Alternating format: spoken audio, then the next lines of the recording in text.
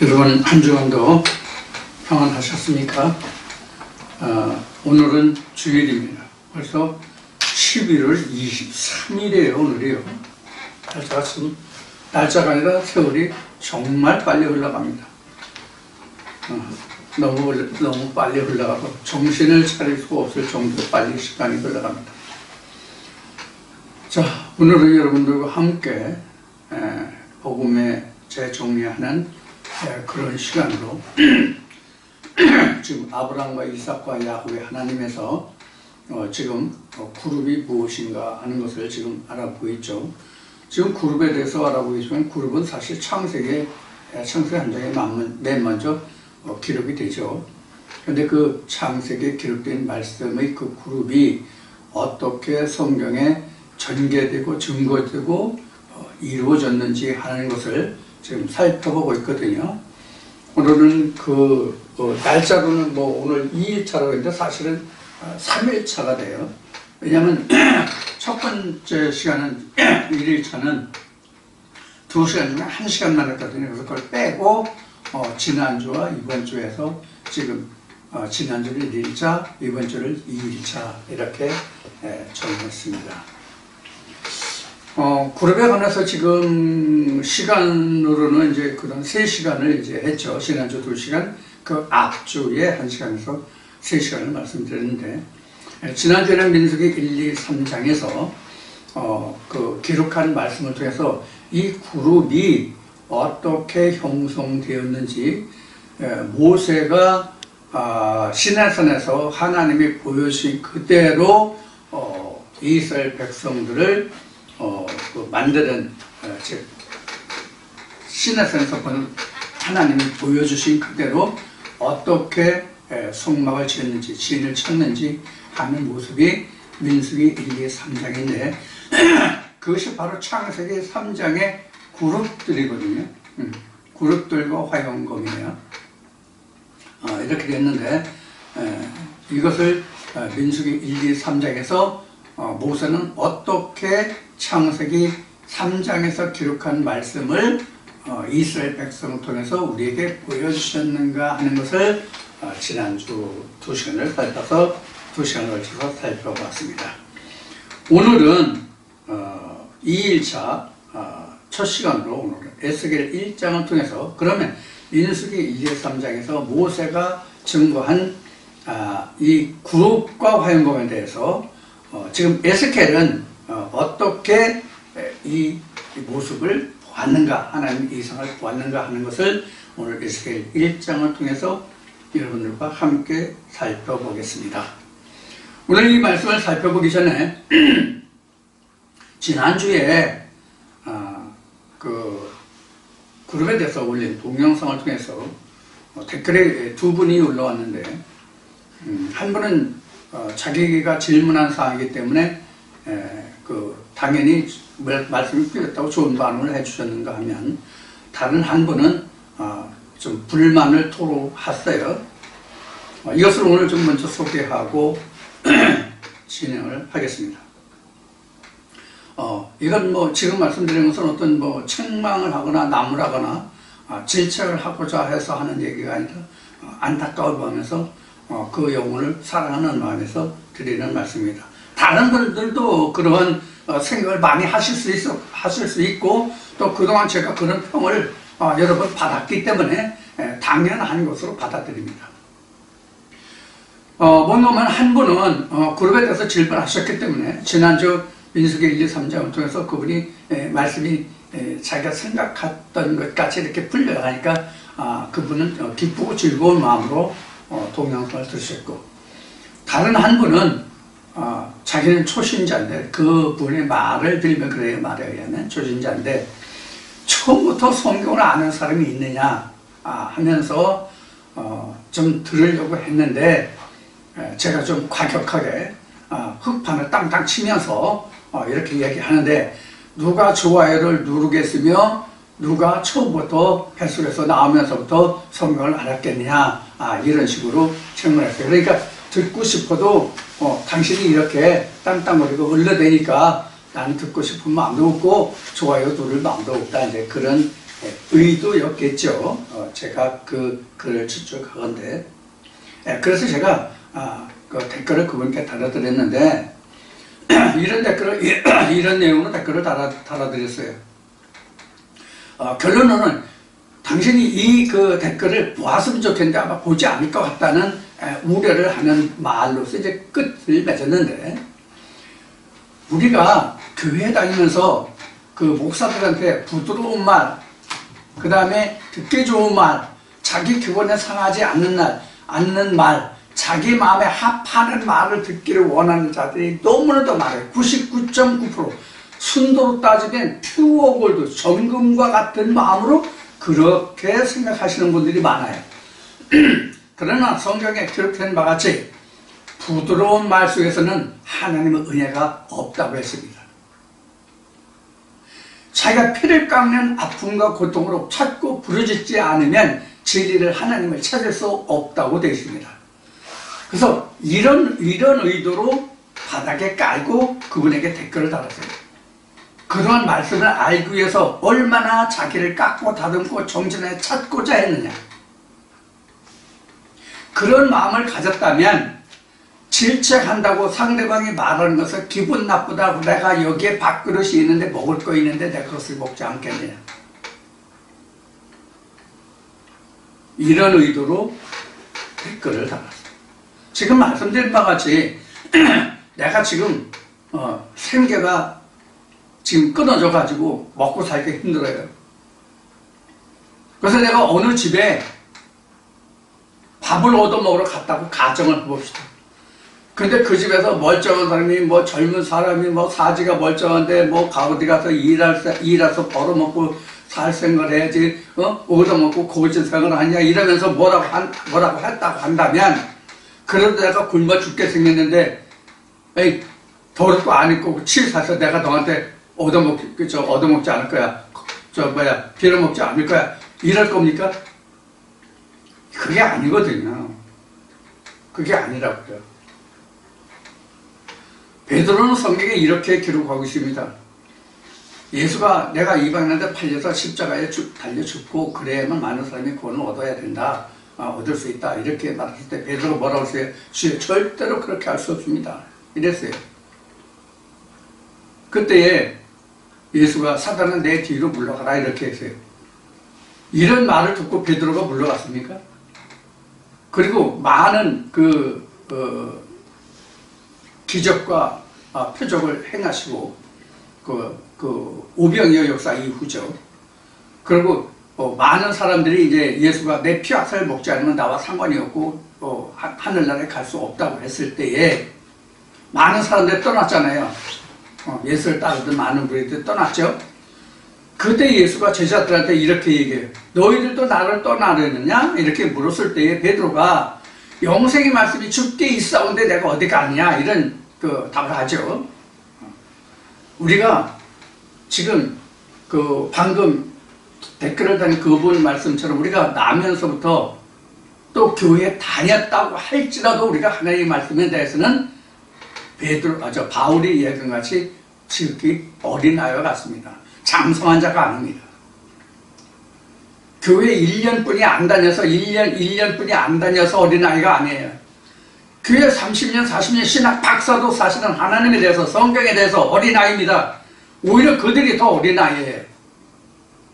오히려 자기 생각으로, 자기 배운 지식으로 하나님에 대해서 그 마음이 굳어져서 하나님께 돌아올 줄을 모르는 자, 성경에 말하는 그들이 진짜 하나님이 말씀하신 패역한 족속이라고 하는 족속들이 바로 신학자들입니다. 아무리 더럽고 안 입고 와도 여러분이 정말로 하나님과 예수와 그 성령이 무엇인지를 정녕 알기를 원한다면 제가 하는 것에 대해서는 태클을 걸지라도 말씀에 대해서는 태클을 걸지 마십시오. 제가 태클이라고 지금 말을 했지만 성경에는 이래 인자를 모독하는 자와 성령을 모독하는 자가 나왔죠. 저에 대해서 욕하는 건 제가 얼마든지 감당할 수 있어요. 그래서 그분에 대해서도 제가 그 댓글을 보고 기도한 게 이거예요. 하나님, 저에게는 죄와 허물이 없습니다. 제가 그것을 누구든지 다 들을 수 있게 평안한 마음으로 들을 수 있게 하지 못한 죄와 허물이 내게 있사오니 그에게는 허물하지 마시고 그 죄와 허물을 내게 돌려달라고 저는 기도했어요. 여러분들, 우리가 그 창세기 보면은 그 에덴 동산이 나오는데 에덴 동산이 정금이 나오는 게 한 군데뿐이 없습니다. 사대 강에서. 교회가 아무리 많을지라도, 교계가 많고 아무리 교단이 많을지라도 하나님의 말씀이 샘쓰는 것은 성경에 기록된 대로 한 세대에 한 사람뿐이 없습니다, 여러분. 이거 성경에 기록한 바대로 하면 하나님의 질서를 잡기 위해서 많은 선지자들을 동시대에 내보내지 않아요. 여러분들, 이 세상에 나와 있는 모든 목회자들이 그 시대의 선지자들입니다. 우리가 성경에서 보는 바와 같이 예수가 오셨을 때의 2000년 전 유대 땅에 얼마나 많은 신학자들과 선지자들이 있었죠. 가장 대표적으로 우리가 잘 아는 것이 바리새인들이죠. 그 다음에 사두개인들이죠. 성경은 간단히 기록되어 있지만 복잡하지 않게 간단하게 기록되어 있지만 그때는 지금 하등 다를 것이 없는 것이 세상 중에 있는 신학계와 백성들입니다. 이스라엘은 하나님 나라라고 할지라도 그렇게 나뉘어져 있어요. 그럼 이 세상에 지금 하나님 나라 신정국가가 있어요, 없어요? 없죠. 그러면 그때보다 얼마나 더 성경이 호탁해져 있고 얼마나 많은 자기 이름으로 온 자들이 많은가 하는 것을 우리가 생각해 봐야 합니다. 그런데 그것을 생각하는 사람이 단 한 명이라도 있느냐? 없어요. 왜 없느냐? 신학을 한 그 모든 사람들이 하나님의 종이라고 생각을 하고 신학을 하지 않으면 성경에 대해서는 문외한이요, 성경을 말하면 그것은 범죄하는 것으로 생각하는 사람들이 많거든요. 요한복음 8장 9장에 기록된 것이 저가 신학을 하지 않는데 저가 성경을 알아? 이런 말씀이 된단 말이에요. 이건 제가 지금 직역해서 설명드린 거예요. 성경에는 저가 배우지 아니하였는데 그를 아느냐예요. 성경에는 요한복음에. 그런데 그것이 원역을 해보면 저가 성경을 배우지 않았는데 성경을 아느냐, 즉 하나님을 배우지 않는데 하나님을 아느냐, 이런 얘기거든요. 그럼 우리가 성경에서 보면은 하나님의 선지자들이 배워서 하나님의 선지자를 했습니까? 모세 신학을 했습니까? 그동안 수없이 얘기했지만 엘리야 신학을 했습니까? 엘리사 신학을 했습니까? 지금 오늘 살펴볼 에스겔인데 에스겔 신학자입니까? 신학을 하는 신학이 있으냐고. 아니에요. 구약이나 신약이나를 막론하고 성경을 정식적으로 세상의 학문으로 배운 자들은 단 한 사람도 하나님의 선지자나 사도에 들어온 사람이 없습니다. 바울 하나만 신약에 들어와서 바울 한 사람만 한 사람 중에서 하나님의 종이 된 단 한 사람의 예뿐이 없습니다. 그 잘난 니고데모도 하나님께 예수 그리스도께 돌아오지 못했어요. 이걸 여러분들 교회 다니시면서 한 번이라도 생각해 보셨냐고.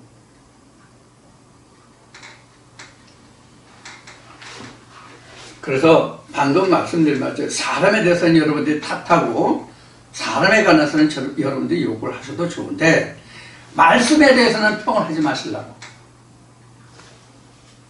말씀에 대해서 평을 하지 말라는 그 사람의 됨됨이 때문에 말씀을 듣지 않는 그러한 우를 범하지 말라고. 말씀을 들어보신 연후에 그 다음에 사람을 평가해도 늦지 않아요. 사람을 평가하는 데는 쉽거든요. 그런데 말씀을 평가하기는 그렇게 쉽지 않거든요. 제가 이런 얘기를 한 번 한 적이 있어요. 가까운 사람한테. 최선도 이 말씀은 6개월에서 1년은 들어봐야 말씀이 조금 들린다. 물론 사람에 따라서 다를 수 있어요.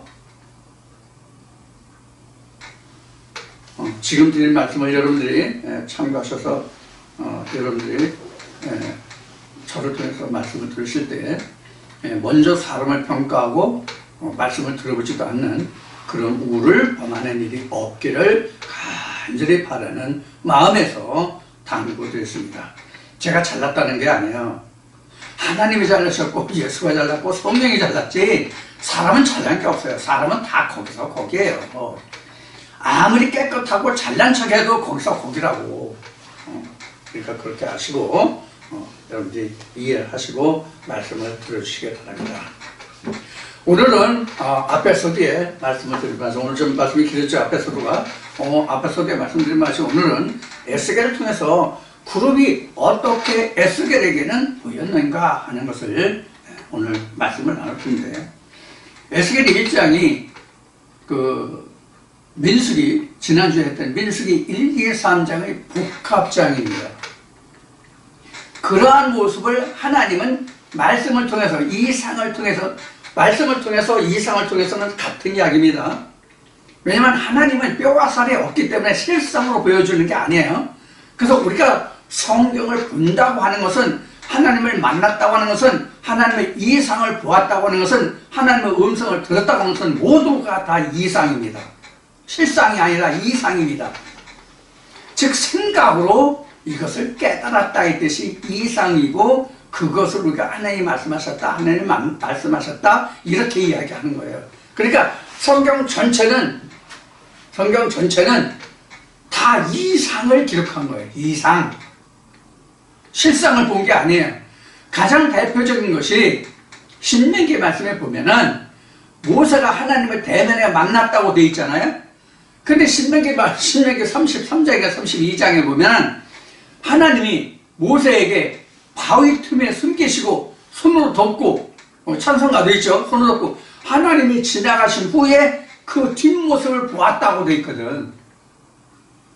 이 말의 뜻이 무엇이다 하는 것을 설명을 이미 드렸어요. 오래전에. 이것을 여러분들이 어떤 뜻인지 여러분들이 잘 이해하시고 여러분들이 이 말씀을 들어주시기 바랍니다. 그래서 모세가 지금 방금 말씀드린 모세가 민수기 1, 2, 3장에서 시내산에서 본 그대로 하나님의 성막을 찾고 성막을 친 그 모형이 실상으로 나타난 그룹이 뭐냐 하면 이 민수기 1, 2, 3장에 이스라엘 백성들로 진치고 레위지파로서 법궤 사면에 배치하고 이것이 하나님이 모세에게 시내산에서 보여준 하나님의 증거막이에요. 성막이에요. 성전이에요. 자, 그것을 에스겔은 이 상을 통해서 어떻게 보았는지 하는 것을 여러분들과 함께 오늘 이제 살펴볼 텐데 오늘 잘못하면 다음 주에 계속 하겠습니다. 에스겔이 1장이 이게 28절까지가 29절까지인가 있던데 보니까 28절까지 있네. 28절까지인데 이 부분이요 대략 나누면 5부분으로 나누는데 크게 나누면 3부분 정도로 나눌 수가 있습니다.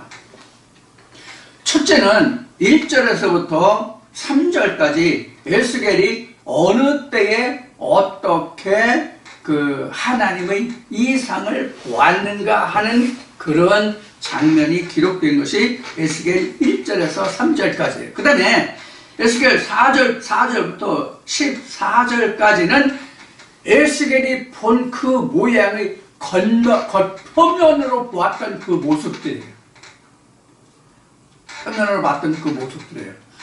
이것을 15절로부터 그 28절까지 그것을 펼쳐서 이제 설명하고 있는 것인데 결국은 그 에스겔이 본 이 하나님의 그 모양을 펼쳐낸 것이 에스겔이 이제 48장까지인가 있는데 에스겔 47장, 48장에 가면서 에스겔 성전의 그 모습이 나와요. 맞나? 한번 보겠습니다. 저도 본 지가 하도 오래돼가지고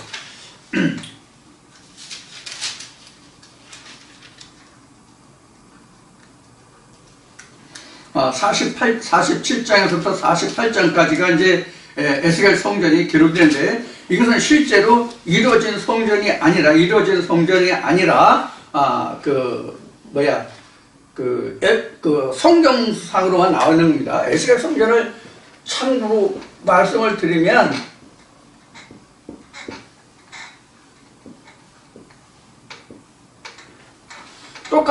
똑같이 세드문이 이래요. 그런데 우리가 민수기 1, 2, 3장에서는 이렇게 제쳐서 여기는 이제 성전 뜰이고 여기가 그 성소고 지성소고 이렇게 돼 있죠.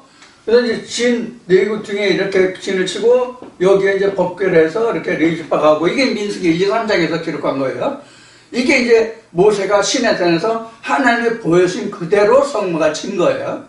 근데 에스겔 성전은 여기가 지성소예요. 여기가 하나님의 자리예요. 네? 그리고 이스라엘 백성들이 북편에 진을 치고 남편에 진을 치고 이렇게 그려져 있어요. 그래서 여기에 6지파, 여기에 6지파 이렇게 돼 있어요.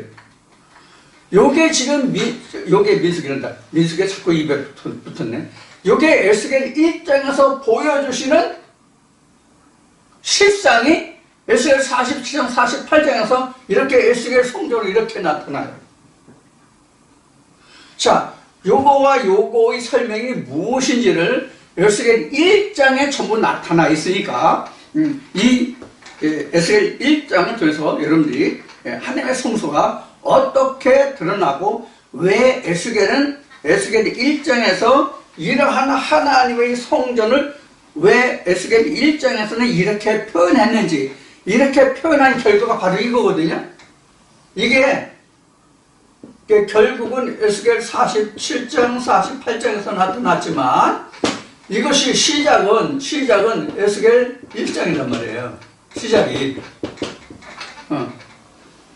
그러니까 요것을 지금 에스겔 1장을 통해서 설명을 우리가 한번 해볼 테니까 우리가라고 하네. 제가 말씀을 드릴 테니까 여러분들이 이것을 참고하셔가지고 에스겔을 여러분들이 앞으로 보신다면 이해가 되실 거예요. 그러니까 에스겔이 1장부터 48장까지 있어도 결국은 에스겔 1장을 풀어낸 말씀이다 이렇게 볼 수 있어요. 왜냐하면 결론이 이렇게 나왔기 때문에. 결론이 이렇게 나왔기 때문에 결국은 에스겔이 48장까지 있어도 1장을 풀어낸 모습이에요. 그러니까 1장에서 에스겔에게 보여준 하나님의 그 모습, 성전이 결과물로 나타난 게 이거예요. 그러니까 우리가 성전의 시작은 이러할지라도 결과가 이렇다라고 볼 수 있는 거죠. 지금 우리가 에스겔 1장을 놓고 보면요. 그래서 이런 것을 여러분 염두에 두시고 에스겔 1장을 함께 좀 설명을 드리겠습니다. 오늘 여러분들이 잘 귀담아 들으시면 많은 하나님의 지식을 얻을 수 있을 겁니다. 그러한 하나님의 지혜와 지식이 풍성해지는 그런 말씀이 되기를 먼저 부탁을 드리고 축원을 드리면서 이 말씀을 시작하겠습니다. 1절부터 3절까지는 지금 말씀드린 것 같이 에스겔이 붙들린 지 30년 4월 5일에 내가 그발강 가 사로잡힌 자 중에 있더니 하늘이 열리며 하나님의 이상을 내게 보이시니 여호야긴 왕의 사로잡힌 지 5년 그달 5일이라 갈대아 땅 그발 강가에서 여호와의 말씀이 부시 아들 제사장 다 에스겔에게 특별히 임하고 여호와의 권능이 내 위에 있으니라. 그래서 지금 말씀드린 것 같이 사실 1절부터 3절까지는 내가 어떻게 하나님의 이상을 보았다. 그때가 어느 때다. 어디에 있었다. 이것을 설명하는 거예요. 그러니까 이것은 우리가 에스겔에게 있어서는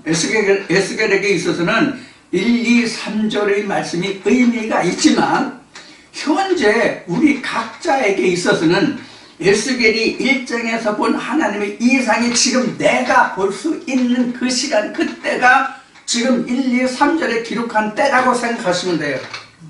그러니까 제가 항상 하나님의 말씀을 드릴 때 성경에 나와 있는 때와 장소와 그 연월일시에 대해서는 그렇게 제가 언급을 하지 않아요. 왜 그러냐면 이건 지나간 역사잖아. 지나간 역사이기 때문에 이것이 내게 이루어지려면 지금 내게 일어나는 시간이거든. 그러니까 에스겔 지금 말씀을 나누고 있지만 에스겔 말씀을 들으면서 이 말씀이 다른 말씀과 함께 그 말씀도 내게 함께 이상으로 보여주는 지금의 하나님의 모습 성전이에요. 그러니까 하나님은 시와 때와 장소가 없어요. 그러니까 시공을 초월하시는 분이라고 하나님은 시공을 초월할 수 있다는 뜻이 무엇이냐면 하나님은 뼈와 살이 없기 때문에 그런 거예요. 뼈와 살이 있으면 항상 시대성을 가지고 있거든요. 국한된 시간과 장소가 꼭 필요하단 말이에요. 뼈와 살이 있으면 육체를 가지고 있으면. 근데 뼈와 살이 없으면 시공을 초월한단 말이에요. 그래서 영원하다고 하는 거예요. 그럼 하나님의 이런 영원하심이 우리 한정된 때와 장소를 사는 인간에게 임할 수 있는 것은 그 말씀을 내게 입었을 때요. 지와서 성전에 되었을 때만 하나님이 내게 한시적으로 역사하시는 거란 말이에요. 내가 이 세상 살아있을 동안만 그 하나님이 나와 역사하시는 하나님이 되는 거예요. 그래서 내가 이 세상에 태어나지 않았다고 해서 내가 이 세상에 태어났다가 죽었다고 해서 하나님이 없어지거나 없는 것이 아니잖아. 무슨 뜻인지 이해하시겠죠? 그래서 에스겔 1절에서부터 3절까지의 이 시간과 때와 장소 이것은 굳이 설명할 필요가 없습니다. 신학적으로 얘기하면 여호야긴이 유다 멸망 맨 끝에 왕의 두 번째 왕이에요. 이거 알아서 뭐 할 건데? 이거 알아서 뭐 할 건데? 우리 영생과 무슨 관계가 있냐고.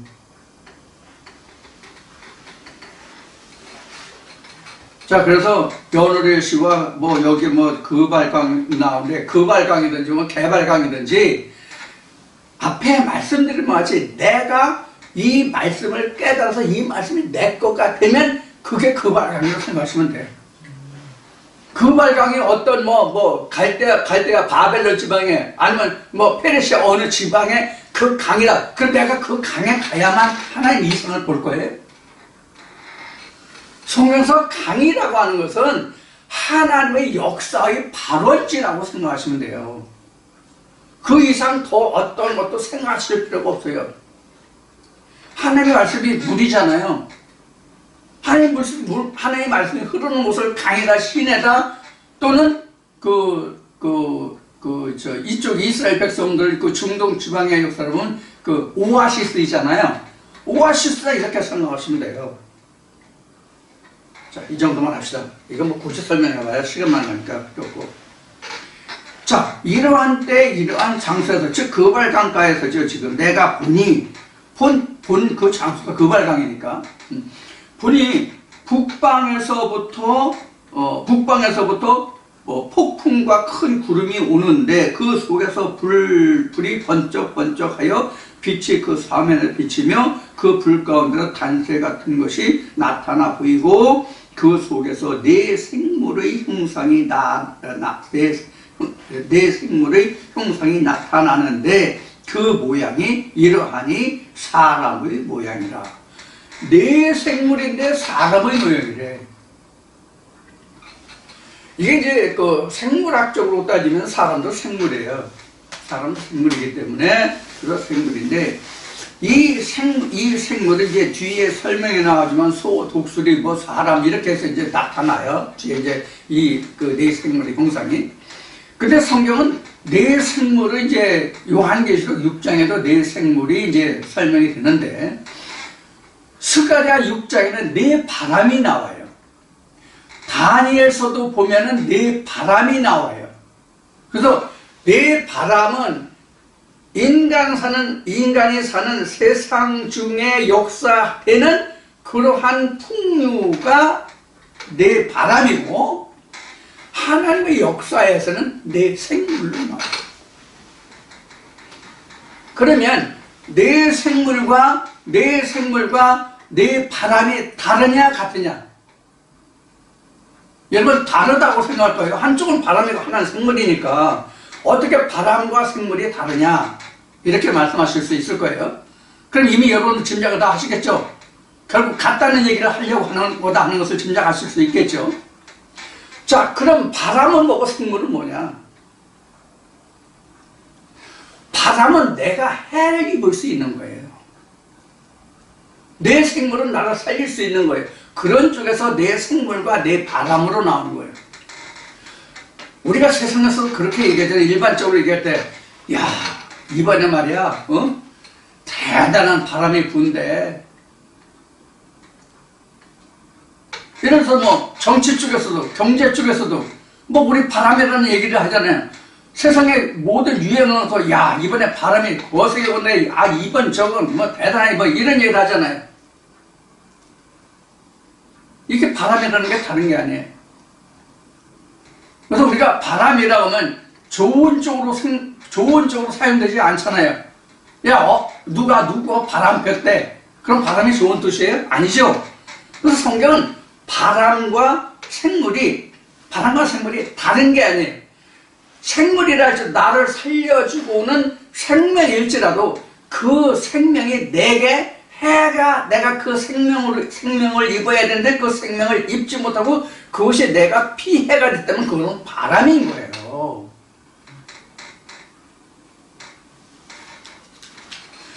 여기 보면은 북방에서 폭풍과 큰 구름으로 이렇게 이제 폭풍이라는 것은 강력한 바람으로 왔다는, 강력하게. 북방 나왔죠? 이 북방 나오는데, 북방이라는 것은 높은 곳이 북방입니다. 이사야 14장에 보면, 그 북극 집회에 나간다. 내가 높은 자에 오른다. 이런 말씀이 나오거든요. 그래서 북극은 높은 자리 이런 걸 얘기하는 거예요.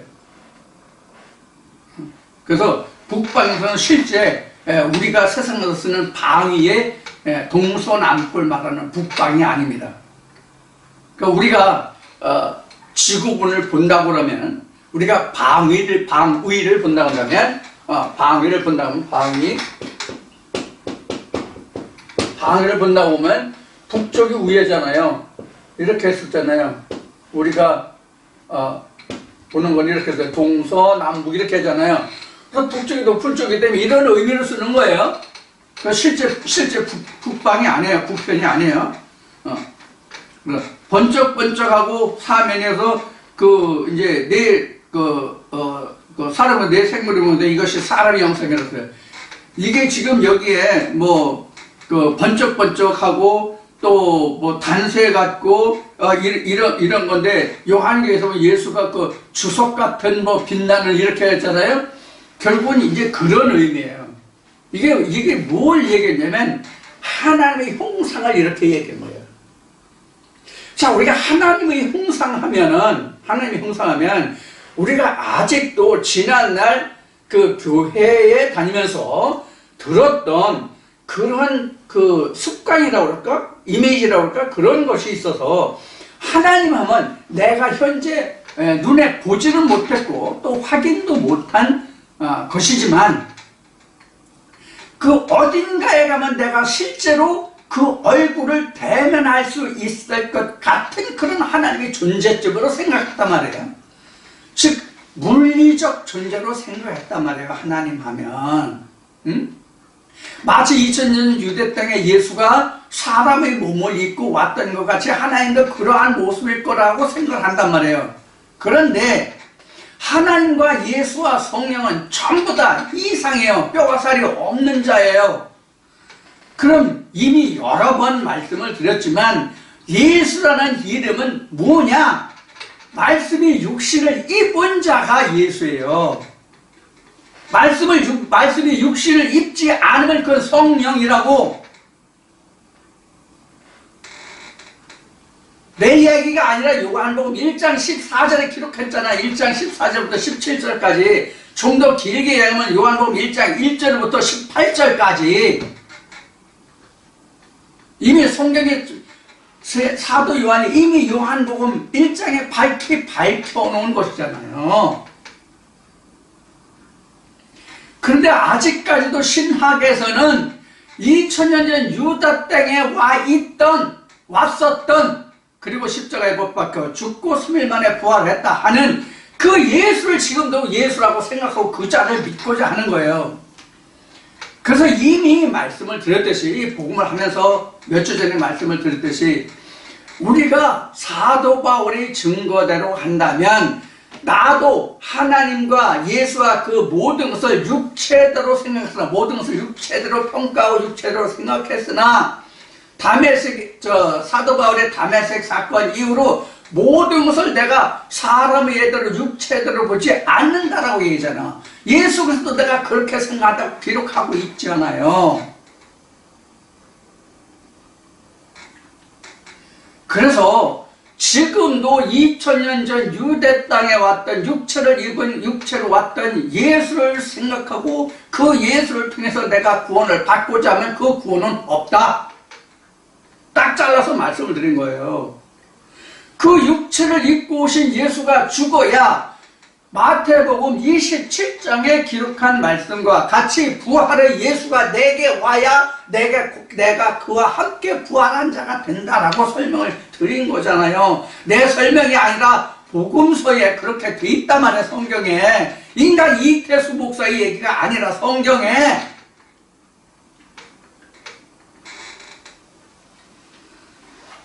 그 서울역인가 어디에서 뭐 노숙자들과 함께 목사인가 아니면 트로트를 불러가지고 욕을 기독교에서 먹고 있던 그 목사인가 그분 같은 트로트를 불렀던 그 가수 같은데 그 가수 목사. 세상 목사들이 그 한참 유튜브에 그 평이 올라왔어요. 목사가 쉬운 얘기로 채신 머리 없이 말이야, 그 옷도 이상하게 입고 하나님이 날 사랑하신 성경에 써있는 이런 있잖아요. 근데 지금 이게 이제 그 목사님이 또 잠깐 들어보니까 충청도 그 사투리 버전으로 성경에 써 있는디 그런디 이러면서 그 한 동영상이 있더라고. 이런 거 이제 평을 한 거예요. 그건 그가 어떤 행동을 했든지 간에 그 속에 어떤 메시지가 있느냐가 중요한 거지, 그 사람 하는 행위 자체가 욕먹을 짓은 아니잖아요. 목사가 뭐 그렇게 대단해서 거룩합니까? 목사가 뭐 그렇게 대단하고 거룩하냐고요. 제가 목사기 때문에 하는 얘기예요. 목사가 뭐 거룩하냐고요.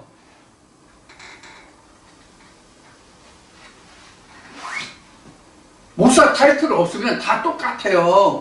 내나 그나 저나 똑같은 사람이라고. 세상에서 낳고 땅에서 낳고 아래에서 낳지 하늘로부터 난 목사가 있냐고. 없지. 그 육신은. 그렇기 때문에 성경도 앞에 말씀드린 것처럼 사람을 평하는 건 좋은데 말씀은 들어보고 평하라는 얘기를 하는 거예요. 그래서 전에 제가 이 말씀에 들어오기 전에 결국은 그 목사의 그 은혜를 입었다고 그럴까 독을 입었다고 그럴까 그때 당시에 욕을 바가지로 했지만 그 목사 덕분에 내가 하나님의 살아계신 여부를, 하나님이 계신지 그 여부를 알고자 해서 내가 하나님 은혜를 입어서 오늘 하나님의 말씀이 성경이 이러하다는 것을 알게 됐거든요. 내가 신학을 통해서 하나님을 안 게 아니라 성경을 안 것이 아니라. 그래서 그 당시에는 그 목사를 엄청 욕했지만 그 목사의 은혜를 입어서 내가 오늘 하나님께로 돌아갈 수 있는, 하나님께 붙들 수 있는 계기가 됐기 때문에 나는 지금 와서 고맙고 감사하다는 얘기를 하거든요. 그 목사가 그런 얘기를 했어요. 그때 당시에 뭐라고 했냐면 똥 묻은 손으로 빵을 줘 나한테. 근데 나는 지금 그걸 안 먹으면 죽어.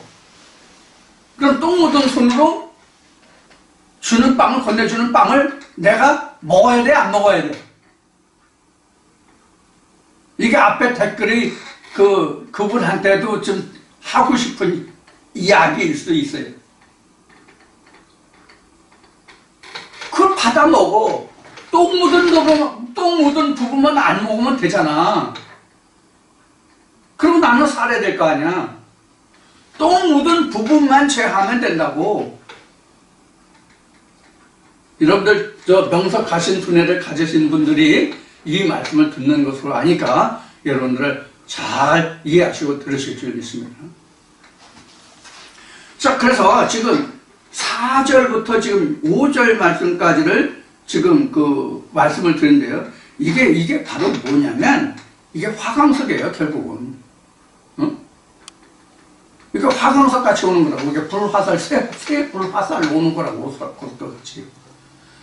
그럼 살이라는 것은, 화살이라고 하는 것은 그 전쟁 무기 중에 하나잖아요. 실탄과 같은 거잖아요. 그래서 살이 하나님이 내게 보내시는 화살이 있고요. 마귀가 보내는 화살이 있어요. 마귀가 보내는 화살은 내게 바람이고요. 하나님이 주시는 화살은 내게 생명을 주는 화살이에요.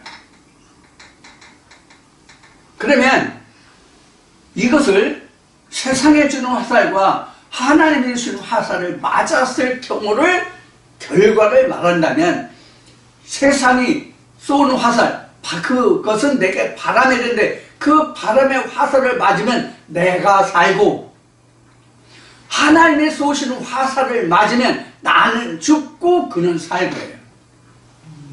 이게 사도요한, 세례 요한이 증거한 말이에요. 어? 나는 쇠하고 그는 흥하고, 예수가 한 말로는 너를 십자가에 못 박고 나를 따르라는 거예요.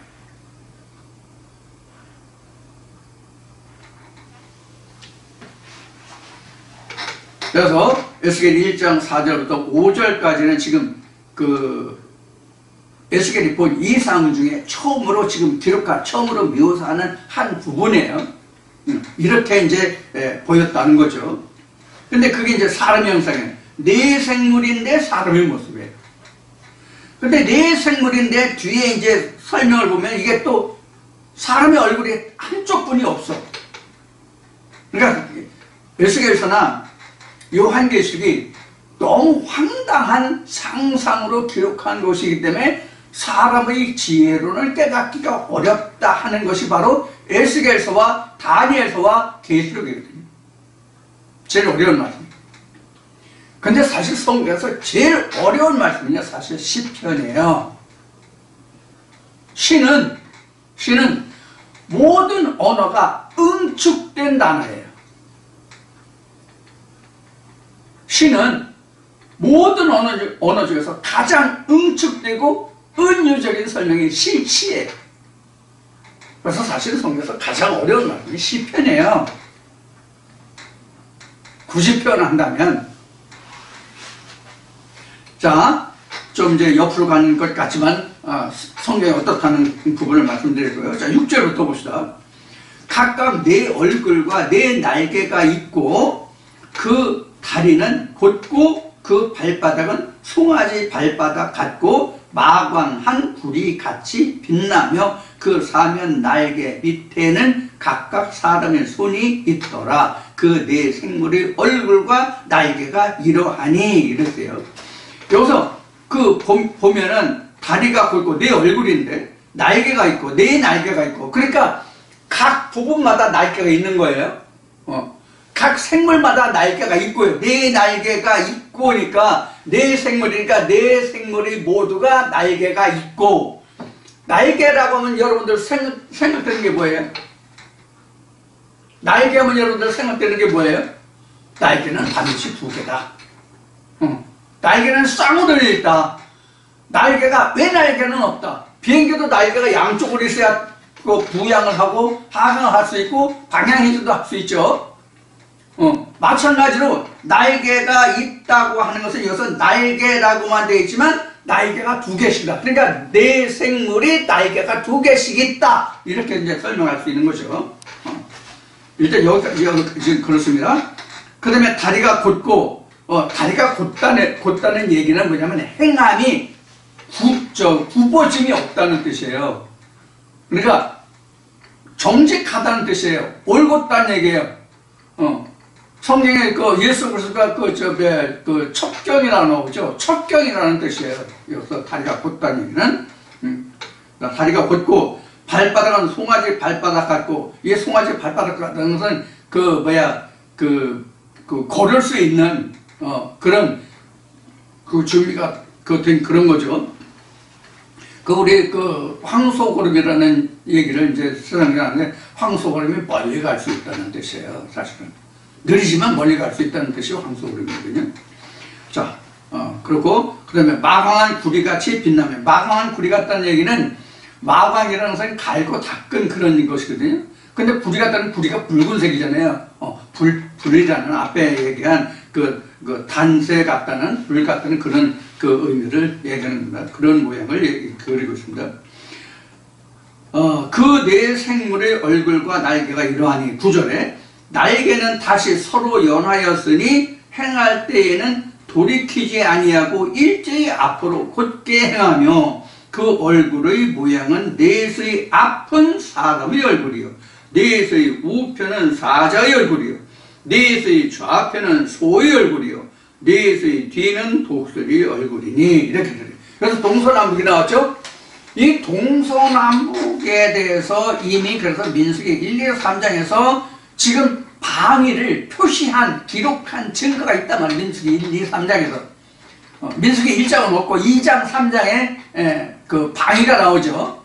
그래서 민수기 2장에서는 이스라엘 백성들 12지파의 진칠자들을 네 방에, 동서남북 네 방에 진치해서 진에 설명되어 있고, 3장에서는 그 이스라엘 백성 12지파의 죄를 담당하고 하나님께 봉사할 레위 지파의 아론의 아들들이 법궤를 중심해서 배치된 그 네 사방, 사위, 사방을 기록한 것이 또 동서남북에 나와요. 그래서 지금 여기에서도 그 말씀을 보시면, 그 말씀을 함께 보시면, 연계해서 생각하시면, 여기에 그 넷의 앞은 사람의 얼굴이요. 이게 앞쪽으로 했죠, 앞이. 여기가 사람이요. 사람의 얼굴이요. 근데 앞에 보면 네 생물이 나타나는데 그게 사람의 형상이라고 그랬잖아요. 네 생물이 모두가 사람이야. 근데 여기서는 지금 9절에서는 어떻게 설명했어요? 앞은 사람이고, 우편은 사자고, 좌편은 소고, 그 다음에 뒤는 독수리라 이렇게 되어 있어. 그러면 앞만 사람이고, 뒤는 뭐 독수리고, 옆에는 소고, 뭐 이런 식으로 되면 이게 사람의 모양이에요? 사람의 모양이에요? 아니에요. 아니라고. 이것은 여러분들이 연상하실 때 무엇을 생각하시냐면, 창세기 49장에 보면 아브라함이 자기 그 자손 12아들들을 축복한 기도가 나와요. 축복한 기도를 보면은 다 세상의 그 자연의 이치를 들어서 그 지파를 비유해서 설명하고 있다고. 예를 들어서 여기는 그게 없지만 여기 사자가 나왔잖아요. 우편은 사자의 얼굴이 이렇게 됐잖아요. 이 사자는 창세기 4장에서 유다 지파를 사자이라고 했다고. 그래서 민수기 2장, 3장을 보면은 여기 사자 깃발을 가지고 있는 거 뭐고, 그 우편을 뭐고 하는 것이 진 배치가 거기 나왔기 때문에 거기다 넣어보면, 어느 지파를 사람으로, 어느 지파를 소로, 어느 지파를 독수리로, 어느 지파를 사자로 이렇게 비유했는가 하는 것을 볼 수가 있다고요. 그러니까 네 지파의 특성을 살려서 소다, 사람이다, 뭐 이런 것도 우리가 생각해 볼 수 있고, 그 다음에 인물로 따져서 이렇게 볼 수 있어요. 그런데 여기에서 에스겔 1장에서 사람이 둘이 나와요. 에스겔 전체를 통해서 사람이 둘 나온다고 생각하시면 돼요. 어떤 사람이 둘인가 하면 인자가 하나 나오고 인자를 이끌어가는 사람이 나와요. 크게 얘기하면 여기서 첫 번째 인자라고 하는 것은 에스겔을 인자야라고 그래요. 에스겔에서. 그래서 인자야 하는 게 나오거든요. 그러면 에스겔 너를 얘기하는 거예요. 에스겔을 이야기하는 거예요. 그러면 여기에서 지금 여기서는 1장 10절에 에스겔 1장 10절에서 내에서의 앞의 얼굴은 사람이요 라고 그래. 전체 형상은 사람이에요. 전체 형상은 사람인데 내에서의 앞은 사람이라는 이 사람은 무엇을 얘기했냐면 예수를 얘기해요. 성경에서 말하는 사람은 예수 하나뿐이 없어요. 성경에서 말하는 예수는 사람이라고 하는 것은 예수 하나뿐이 없다고. 이게 무슨 뜻이냐면 하나님의 형상을 온전히 입은 자가 예수예요. 앞에 말씀을 드렸듯이 요한복음 1장 14절의 말씀으로 육신을 입은 자를 얘기하잖아요. 말씀을 육신을 입어야 예수라고. 그래야 하나님이 주가 된다고. 하나님도 되고 주도 된다고. 그때부터 주가 그리스도가 된다고, 메시아가 된다고, 나의 구세주가 된다고. 그 이전에는 내게 구세주가 안 돼. 말씀이 육신을 입지 않으면 그가 나의 구세주가 아니라고. 나와 무관한 자라고. 하나님이 아니라 하나님 할더라도 나와 무관하다고. 내가 말씀으로 성령을 입지 않은 자가 되면. 무슨 뜻인지 이해가 되시죠? 네. 내가 말씀에 육신을 입지 않으면 하나님과 내가 무슨 상관이 있냐고. 내가 내 아버지 씨로 나음을 받지 않았으면 내가 아버지와 무슨 상관이 있냐고. 나에게 씨를 준 그 아버지를 찾아가서 그 사람한테 아버지라고 해야 맞는 거잖아요? 우리도 마찬가지야. 그래서 성경은 이렇게 설명하고 있는 거예요. 뭐라고?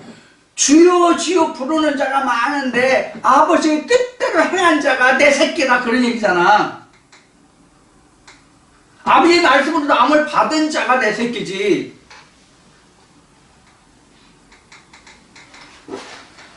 그래서 누가복음 8장에 보면 하나님의 말씀이 시다고리에 있잖아요.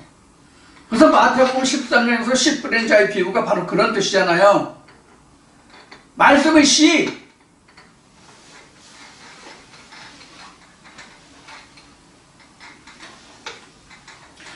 그래서 여기 지금 사람 얼굴도 나오고 사자 얼굴도 나오고 소도 나오고 독수리도 나오지만은 이 전체가 다 사람이에요. 내면이 다, 이게 지금 네 사람만 나오는데 이 네 사람이라는 게 이 동서남북이 이 네 구층의 네 사람을 얘기하는 거든. 그래서 목회자들이나 신학을 한 목회자들이나 신학 박사들 잘 들으라고. 여러분들 성경 사전에 보면 이렇게 사각 지인을 치고 동서남북에서 무슨 깃발하고 그게 무슨 깃발 해서 그 기록한 성경 사전에 부록에 보면 나오는 것들 많이 있어요. 이거 어디서 나와서? 여기 에스겔에서 나왔다고. 민수기 1, 2, 3장에서 기록했다고. 근데 이것이 민수기 1, 2, 3장과 에스겔에서 기록했는데 이것의 근원이 창세기 3장에 에덴 동산이라는 것을 생각한 신학 박사들이 몇이나 있냐, 그 얘기예요. 창세기 3장에서 구름과 두루두는 화영목을 얘기했는데 그것이 성경의 하나님의 역사가 이어져 가면서 어떻게 성취되어 갔는지를 요한계시록까지 끌어내는 목회자들, 신학자들이 몇이나 있냐고.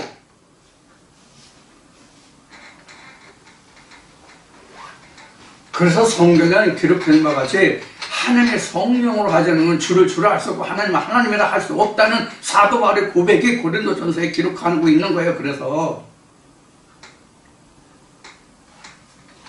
신학으로 한 건 하나님의 보내심을 받은 게 아니라 스스로 온 자들이라고. 하나님의 종이 아니라고. 뭐 하나님이 기름 말린 종이라고 큰 소리 쳐도.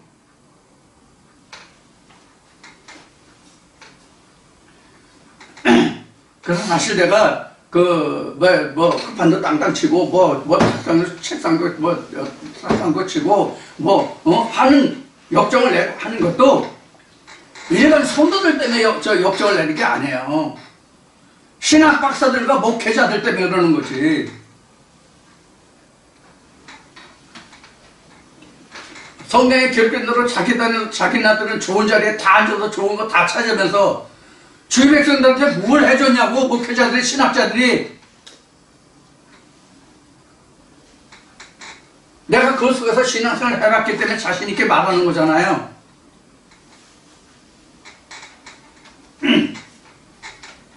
자, 그래서 이러한 모습이었다 하는 거예요. 여러분들 시간 있으면 그 지난주 민수기 1, 2, 3장 할 때도 그림을 그려서 여러분들에게 설명을 드렸지만 이 그림도 지금 저 그린 것 같이 이런 그림을 그리고 이것을 한번 넣어보세요. 이렇게 그려보시라고. 그려보시고 이 말씀을 차분히 한번 읽어보시라고. 그러면 설명이 될 테니까. 그래서 이 사각형을 그려놓고 이런 것을 해보시면 여러분들이 이해가 되실 거예요. 자, 그 다음에 11절 보겠습니다. 그 얼굴은 이러하며 그 얼굴이 앞에 얘기한 내 얼굴이며 그 날개는 들어 펴서 각기 둘씩 서로 연하였고 또 둘은 몸을 가리웠으며 신이 어느 편으로 가려면 그 생물들이 그대로 가되 돌이키지 아니하고 일찍 앞으로 곧게 행하며 또 생물의 모양은 숯불과 횃불 모양 같은데 그 불이 그 생물 사이에서 오르락 내리락 하며 그 불은 광채가 있고 그 가운데서는 번개가 나며 그 생물의 왕래가 번개같이 빠르더라. 이렇게 됐어요. 자, 지금 그 9절까지 봤고 지금 9절 10절을 봤고 지금 11절부터 14절까지 말씀을 봤잖아요. 이 말씀을 봤는데 여기서 우리 여러분들 읽으시면서 오늘 처음 보시는 분도 뭐 없잖아요. 있겠지만 그동안 이 말씀을 읽으시면 여러분들 이해할 수 없는 부분이 뭐라고 생각되십니까? 이해할 수 없는 부분이 뭐였다고 생각하십니까? 여기 보면 그 모두가 다 어느 그 신이 어디로 가든지 간에 어디로 갔어요? 앞으로 갔어요? 뒤로 갔어요? 동쪽으로 갔어요? 남쪽으로 갔어요? 전부 앞으로 갔다고 돼 있거든. 전부 앞으로 갔다고 돼 있어. 그러면 지금 여기 지금 그린 것 같이 지금 내 생물의 모양이 이렇잖아요. 내 생물의 모양이 있는데 이 안쪽을 들여다보고 있겠어요? 예? 이 안쪽을 들여다보고 아니면 밖에 쪽을 바라보고 있겠어요? 여러분의 생각 어떻습니까? 이 내 생물들이 안쪽을 보고 있을까요? 밖을 보고 있을까요? 이것을 풀어낼 수 있는 말씀의 힌트가 어디 있을까요?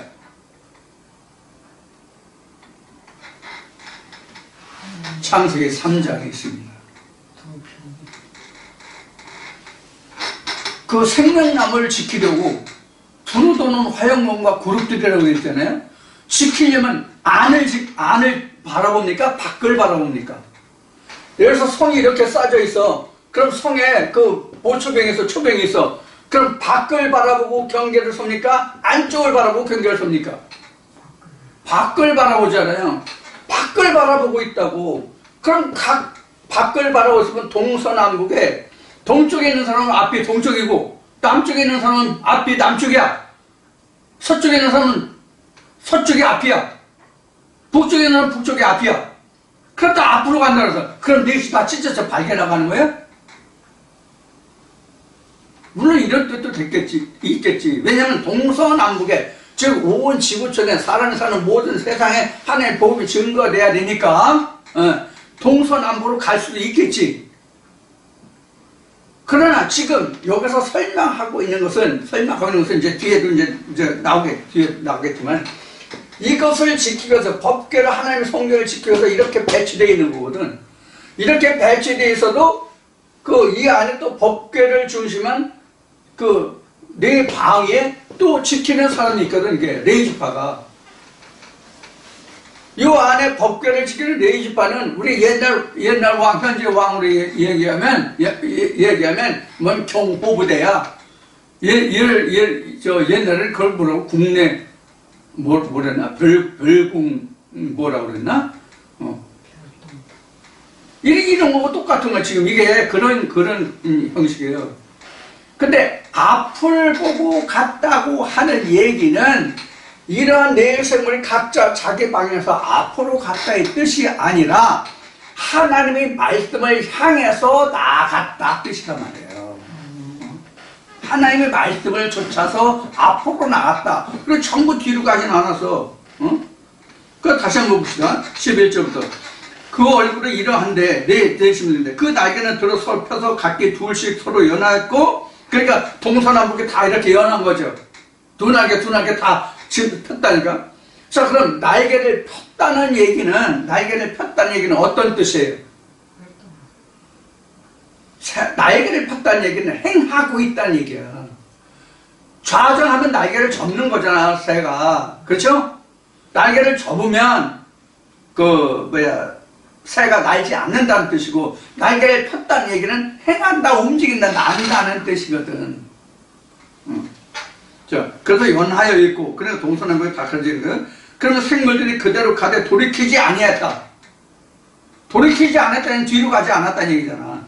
물러서지 않았다는 얘기잖아. 일제히 앞으로 곧게 행했다. 이게 앞에서 다리가 곧다 하는 얘기예요. 그거 같은 거예요. 곧게 행했다.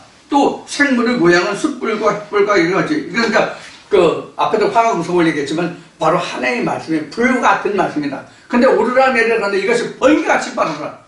이 번개같이 빠르다는 의미는 무엇을 얘기하냐면 하나님 말씀의 깨달음과 하나님 말씀이 이해됨이 번개와 같은 거예요. 시간을 두고 시간을 두고 깨달아져, 시간을 두고 이 말씀이 풀려나는 것이 아니에요. 물론 어느 말씀을 깨닫는 데는 몰랐다가 깨닫는 데까지 시간이 오래 걸려요. 오래 걸리는데 여기서 번개같이 빠르다고 하는 얘기는 어떤 뜻이냐면 이런 뜻이에요. 이런 얘기를 하나 드릴게요. 여기까지만 설명드리고 좀 잠시 쉬었다 하겠습니다. 오늘 이런 식으로 하면 엄청 오래 해야 되는데, 스케일장이. 지금, 이런 얘기를 하자고요. 이런 문제가 나왔어. 이런 문제가 나오는데, 이런 문제를 풀려면, 다만, 얼마라도 이것을 푸는데 시간이 필요하잖아. 그렇죠? 이 시간이 필요해. 이거를 푸는데 다만 얼마간의 시간이 필요하다고. 그런데 하나님 말씀은 이런 공식이 나오자마자 이미 답이 써져 있다 이 뜻이에요. 이게 빠르다. 번개같이 빠르다는 얘기예요. 무슨 뜻이 이해가 되십니까? 이해가 되는지 안 되는지 모르겠네요. 이게 사람 얼굴과 얼굴을 보고 하는 게 아니기 때문에 이래서 아주 참 정말 답답해. 그렇게 답답할 수가 없어. 그러니까 역정이 더 나는 거야. 열불 나 그냥. 안타까우니까. 이것이 지금 13절에 14절에 기록한 생물의 왕래가 번개같이 빠르더라. 이미 하나님의 말씀은 이것을 이해하는 데까지는 시간이 걸릴지 몰라도 이거를 이해하더라도 세상의 문제는 이 답을 쓰는 시간이 필요하잖아. 그죠? 그런 얘기예요. 그런데 하나님의 말씀은 이렇게 과정이 필요하다 할수록 그 답을 쓰는 시간이 필요 없다는 얘기예요. 무슨 뜻인지 이해가 되시죠? 그 말씀이 풀리지 않는 기간은 있을지 모르지만 그 기간이 차면 순식간에 풀려. 하나님의 말씀은 답이 이미 나와. 이게 분위기가 제일 빠르더래요.